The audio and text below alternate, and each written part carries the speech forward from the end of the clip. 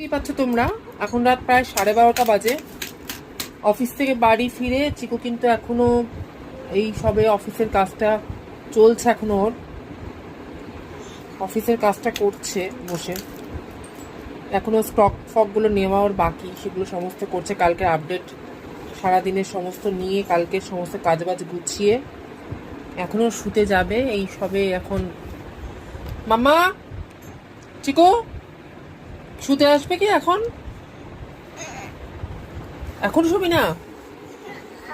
আচ্ছা, এবার আর পারছে না, এখন শুয়ে পড়েছে। তোমরা দেখতেই পাচ্ছ, এই যে তোমরা দেখতেই পাচ্ছ পুরো উল্টে, কেননা এতক্ষণ ল্যাপটপে কাজ করে ঘাড় ফাড় ব্যথা হয়ে গেছে, একটু বিশ্রাম নিয়ে নিচ্ছে আর কি উল্টে।